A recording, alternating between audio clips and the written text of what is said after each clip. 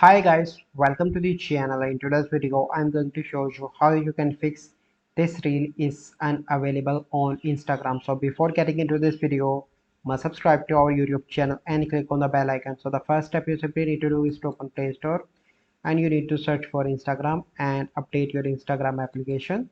Once you've done that, you simply need to click on this icon on the top right, and here you need to click on app management and go into the app list and search for the Instagram.